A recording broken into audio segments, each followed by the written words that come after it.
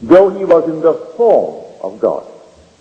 He did not think it a thing to grasp, but emptied himself and became man, took upon himself the form of a slave, and was born in the likeness of men. And being found in human form, he humbled himself and became obedient unto death, even death on a cross. Well, the only cross on which Christ was ever crucified is the human form. This is his cross. And that I do know from experience. Every child born of woman is the cross on which Jesus Christ is crucified, in which he is buried, and from which he will rise, and ascend to where he was before his descent into this world. But the language used in Scripture, evoked, it doesn't describe it. Here is an attempt to describe it. The 3rd chapter of John.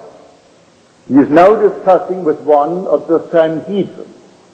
Well, a member of the Sanhedrin is the most scholarly, the wisest of Israel, the great teacher, Nicodemus.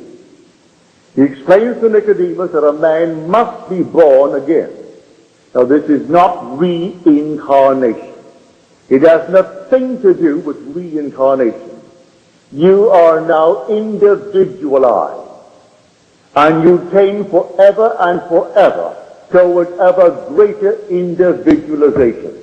No such thing as reincarnation as taught by a very large section of the world and believed in it by unnumbered millions. That's not what he is teaching. You must be born again. But the word is anothen, which means from above. We're all born from below, from the womb of a woman. Everyone must be born from above, from the skull of man where God is buried. It's the birth of God. That's the birth from above.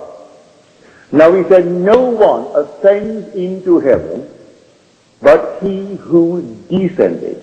Now he names it the Son of Man. That which comes out of man, that is now buried in man.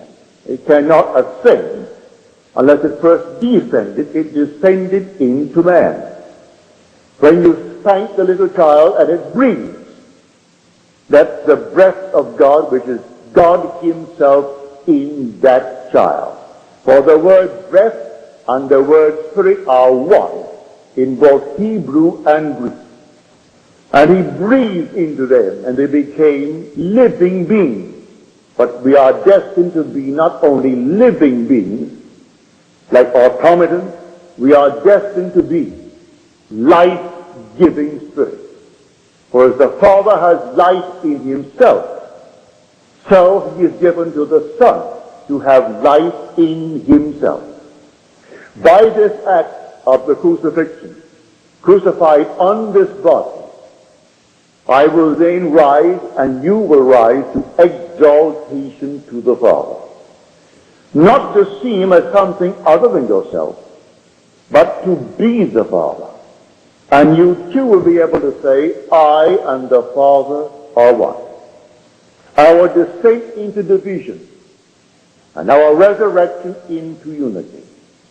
Our descent into the generation of decay and death, and then our regeneration by our resurrection from the dead.